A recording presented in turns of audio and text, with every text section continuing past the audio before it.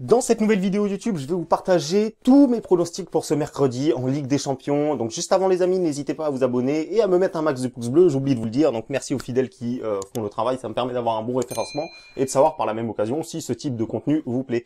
Alors, juste avant les amis, on va revenir rapidement sur le dernier pronostic que j'ai proposé en public, qui était sur Telegram, qui a été gagnant. Victoire de Clermont, voilà, c'est passé à 1,70 tranquillement. Il y aura un 2 sur 2 les amis, je vous prépare le 2 sur 2, ça sera pour jeudi. Donc n'hésitez pas à rejoindre mon groupe Telegram. Voilà, moi mon objectif là, c'est de vous envoyer que des pronostics gagnants. Donc venez voir de vous-même. Et voilà, hein, de toute façon voilà, il y a mon pronostic, mon pari en photo, mon analyse. On essaye de faire ça le plus sérieusement possible. Donc n'hésitez pas, c'est un groupe 100% gratuit, bien évidemment. Pour ce qui est de mon Snapchat, je vous invite également, voilà, pour suivre mon actualité, pour suivre toutes les infos importantes que je donne. Voilà, vous avez le Snap code ici, ou sinon dans la description. C'est plus simple, vous cliquez sur le lien, vous arrivez en 2 secondes et voilà, vous êtes abonné. Pour maintenant de ce qui est des matchs de Ligue des Champions, je vais pas prendre énormément de temps pour tout vous détailler. Hein. L'objectif, c'est bien évidemment de vous donner mes points de vue. C'est pas forcément les matchs sur lesquels je vais parier. Je vais pas parier sur les 8 matchs, mais au moins voilà, ça vous donne un ordre d'idée sur ce que potentiellement je vais jouer ou sur potentiellement ce que je vois du moins. Donc on commence tout de suite avec Leipzig, Başakşehir. Alors cette équipe de Başakşehir, j'aime beaucoup. J'aime beaucoup, ils ont été capables de créer la surprise à domicile contre Manchester United. Alors c'était dans un contexte un peu différent. Là, Leipzig, si ils prennent pas les 3 points, c'est quasiment foutu, hein, parce qu'on voit ici qu'il y a la confrontation United contre le PSG. Leipzig se doit d'aller gagner. Ils peuvent pas se permettre de lâcher des points maintenant.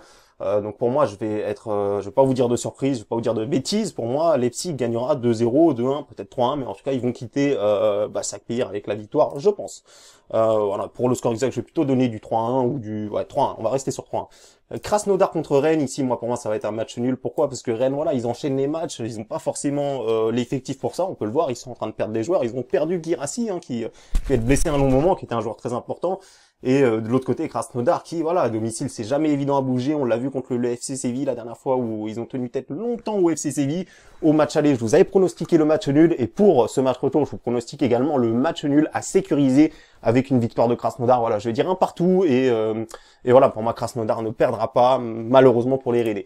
Ensuite, Club de Bruges contre Zénith. Alors là, attention, parce que effectivement, il y a de l'enjeu là-dedans, parce que le Zénith va tout faire pour essayer, voilà, de passer devant le Club de Bruges pour potentiellement se qualifier en Europa League.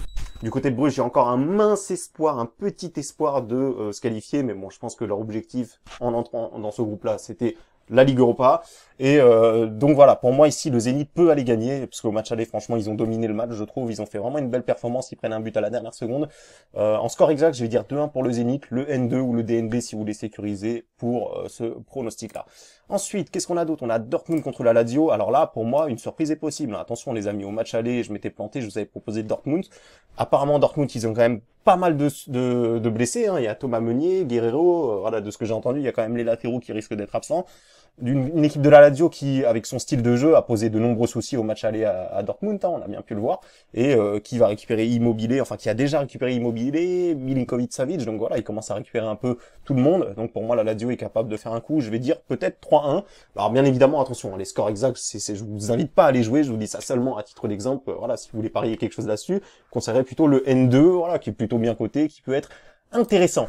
Ensuite, qu'est-ce qu'on a d'autre? On a le FC Séville contre Chelsea. Alors là, je vais peut-être dégoûter certaines personnes, mais je vois un 0-0.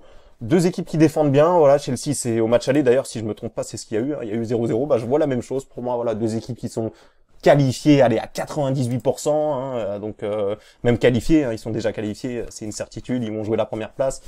Donc voilà, un match nul pour moi, c'est comme ça, Séville ne perdrait pas à domicile, Chelsea prendrait un bon point et resterait premier, donc un match nul ici me semble tout à fait logique, je vais dire 0-0, ou peut-être un partout, 0-0, alors on va dire, en tout cas, match nul. Ensuite, pour ce qui est de Ferencváros contre le Barça, alors cette équipe du Barça, je vous avais proposé Dynamo de Kiev la dernière fois contre eux, où je pensais que sans Messi, avec beaucoup d'absents, ils allaient pouvoir se faire accrocher, et finalement ça n'a pas été le cas, on a vu une bonne équipe B du Barça, donc là-dessus pareil, hein, moi je vois plutôt, peut-être à la limite à l'arrache, Ferencváros peut-être accrocher un match nul, et vraiment faudrait qu'il y ait beaucoup de réussite, donc voilà, je vais partir sur le N2 si vous voulez sécuriser, ou le match nul remboursé si Barça gagne, voilà, en away no bet, comme on dit, pourquoi pas, ça peut être plutôt une bonne cote, assez sécurisée, donc voilà, pour moi peut-être un 2-2 si Ferencváros a de la réussite, et sinon ça fera 3-1, 4-1 si le Barça est dans un grand soir, même sans ses joueurs.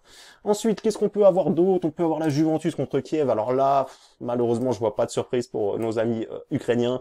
Je vois plutôt une victoire 2-0 de la Juve, hein, qui après son match nul à Benevento ce week-end, va vouloir confirmer, même si bon, au final ils sont qualifiés, hein, ils sont déjà qualifiés, mais la Juventus à domicile, ça veut toujours gagner, ça veut toujours faire quelque chose.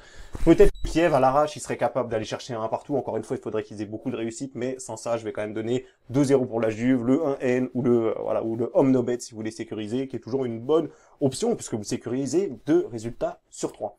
Ensuite, on va finir avec le match qu'on attend le plus, en tout cas que moi j'attends le plus, Manchester United contre le Paris Saint-Germain, où là, il y a beaucoup de gens qui vont partir sur le PSG, ou d'autres gens qui vont partir sur Manchester United. C'est très compliqué à lire, parce que le PSG, on le sait, il y a de la fatigue, comme l'a dit Thomas Tuchel en conférence de presse. On a vu ce week-end contre Bordeaux que Paris, ça commence à caler, ça commence à faire des résultats où ça va chercher des victoires à l'arrache, hein, comme contre Leipzig, on l'a vu, où vraiment clairement on a galéré tout le match, hein, vraiment. Mais on est ressorti de ce match-là avec la victoire, et ce qui nous permet justement d'être en bonne position, d'être deuxième. Leipzig, on le sait, il risque de prendre les 3 points contre Başakşehir, donc le PSG, ils ont vraiment intérêt à aller gagner. Néanmoins, voilà, on sait qu'à Manchester United, ça sera jamais une partie de plaisir. On a souvent des problèmes contre cette équipe-là. Voilà, si je devais dire un score exact, je vais dire un partout. J'hésite entre le 1 partout ou le 2-1. Donc voilà, je vais dire plutôt un partout pour, voilà, comme ça. Je vais dire un partout tout simplement parce que voilà, c'est quand même une équipe du PSG qui semble être moins bien ces derniers temps. Donc un partout, avec bien évidemment le DNB du côté du PSG ou le N2 si vous souhaitez sécuriser. Mais voilà, pour moi c'est mon avis. J'espère me tromper. J'espère qu'il n'y aura pas un partout, bien évidemment. J'espère que le PSG va gagner. Mais pour moi, c'est jamais évident. On est à l'extérieur. En ce moment, on est un peu fatigué. On a du mal à marquer, on prend pas mal de buts, donc je me méfie quand même de cette confrontation-là. Et voilà les amis, je vais finir là-dessus. J'espère que ma vidéo vous a plu, j'espère que vous avez apprécié. Si c'est le cas, encore une fois, mettez-moi un max de pouces bleus. Et surtout les amis, n'hésitez pas à me suivre sur Telegram. Voilà, pour les autres pronostics publics que je vous mets comme ça, où voilà, le dernier a été gagnant, celui de jeudi, il y a une grosse value que je vais vous envoyer, donc n'hésitez pas. Ça se passe dans la description, ou sinon vous tapez Carictor Pono, vous allez me trouver très rapidement. Voilà les amis, j'espère que ça vous a plu, et je vous dis à la prochaine pour une nouvelle vidéo.